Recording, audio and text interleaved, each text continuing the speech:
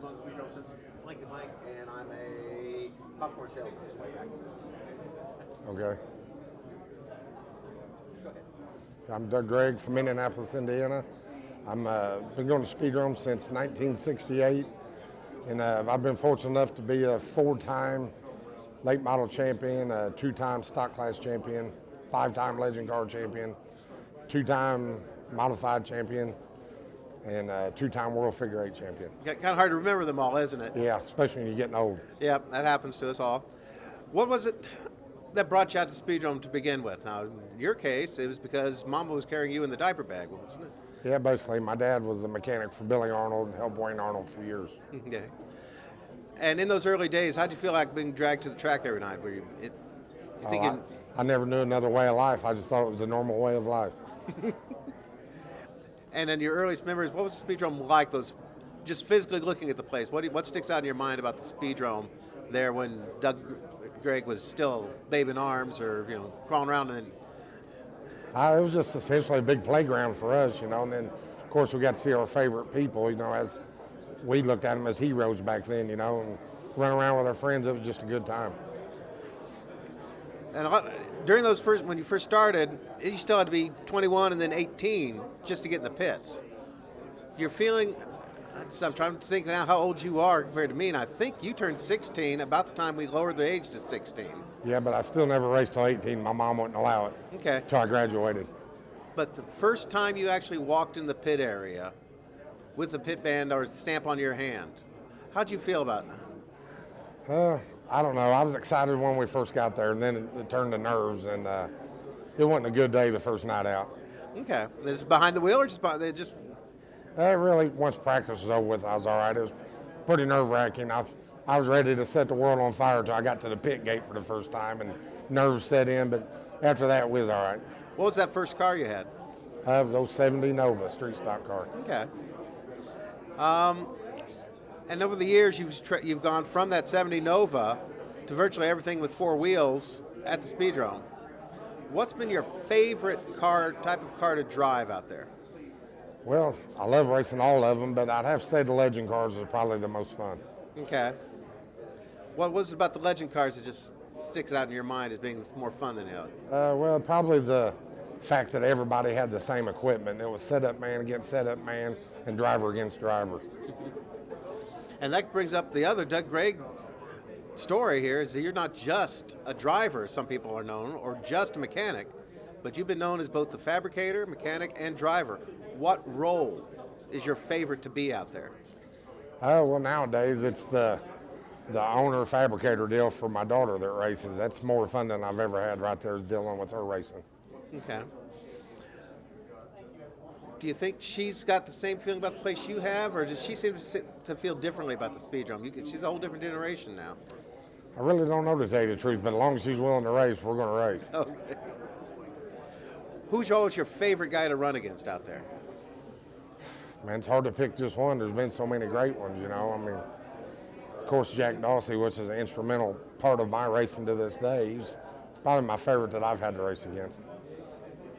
And is there any favorite car that sticks out in Doug Greig's mind? Is something the one baby that you always loved? This was the one you gave the sweet name to, the one that more important than breathing? Not really. I still got quite a few of them cars. Legend cars pretty special to me. I mean, with everything we done in the middle 90s with them, so it's probably my favorite. But my daughter's race car, that's the one thing that I'll have till the day I die and never go anywhere. And now you get a B. I mean, your dad was a mechanic for years for folks, and now you get to be that person. Looking back, what is it, do you think, that's made Doug Greig so successful out there? There's a number of things. Just the desire and, the will to win that my dad instilled into me. It's just, something I love to do, and I can't get enough of it. And Doug Greig's career actually goes beyond Speedrome, though. And you had success down at Charlotte, you had success on the racetracks, you've done open wheel racing, you've done midget, of course, all over the place, national legend car champion, pardon me. What is it about the Speedrome, do you think, that helped you succeed elsewhere? I've always said if you can win a race at Speedrome, you can win anywhere. It's such tight quarters racing, hard to pass, and if you can figure it out there, you got a lot more room at other tracks to get it done. Now, the part that amazes a lot of people with your open wheel experience, your legend car experience, and people think, oh, he's a namby-pamby, he likes the lightweight cars, but you're also pretty good at the little rough and tumble figure eight. What's your feelings about the figure eight compared to running oval, compared to running a legend car, a midget car? Is it a different mindset for you, or can you still go at it with the same attitude? No, the figure eight's a little different. That's an aggressive ordeal there, where the other ones you can kind of sit back and be relaxed and let the race come to you. The figure eight's turned into a pretty aggressive natured thing, and the adrenaline rush you get from figure eight racing is second to none of those other cars. And going back, Doug Greig's first win. Can you remember back to your first win out there? The first time you got to see the checkers for a feature? Yeah, that would have been 1989 in a stock car. Take us back to that one. What was it like? What was happening during the race, and for you out there inside that car? What was going on out there? Who were you racing against? I'd had such bad luck finishing races, like the last 5 laps. Just when I got to 5 to go, I was like, what's going to happen now? But once it was over, it was just to get that first one behind you, my grandfather being there, my dad being there, just made it a pretty special deal. And that's true. We almost forgot Pop Greig, another part of the clan. Yeah. Always sitting there on the front stretch. Now, did Pop ever actually drive or get behind the wheel? I know he's in the pits quite a bit, but usually in the stands. He was a track fish, worked pit gate for a number of years. He never got into the driving thing. Okay, so you guys actually had a lot of fun out there for couple generations worth. You're now in your 4th with Kimmy. Right. What do you think? Is Kimmy's next? Then do you think there'll be a Speedrome there for Kimmy on past, or what do you think it's going at this point? Well, that's my hopes for it. It's whatever she wants to do as a driver. She's went far beyond what I ever expect her to do, and her talent level's unreal. She uses her head really well. Trying to transform her into this Junior Hornet thing this coming year, and maybe a few legend races. In my old legend car. I still have the modified that I won championships in, which I'd really like to have her in. And then I'd really love to see her run a figure eight, whether she got last or won it. I'd like to see her run at least one figure eight. Are you scared as a father now? Look back, are you scared for being out there in the figure eight, or what? No, not really. I've been hurt a few times, nothing major, but she's got a good head on her shoulders, and somehow, some way, she's got a knack for avoiding trouble.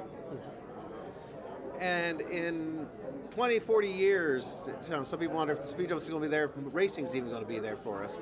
What would you want people, what do you want Kimmy's grandkids to know about Doug Greig and the Speedrome, the history of Speedrome, whatever? What do you want them to know about the place that they should take with them out there? So hopefully they'll come to the museum, see this display, see what's going on. What do you want them to know about the Speedrome? It's just a special place for so many people. I mean, it's not you can't go anywhere else in the world and go out there, hang out with your friends, go out on the track and rub, beat, grind with them, and go back in the pits afterwards, be friends again. There's just so many great people, and it's just been a home for my family for a number of years, and I'm hoping it's a home for Kimmy for a number of years. Okay. Well, thank you, Doug. I know you got a lot of people to go visit and reminisce with. Okay. And so we'll get that in. Just stay seated.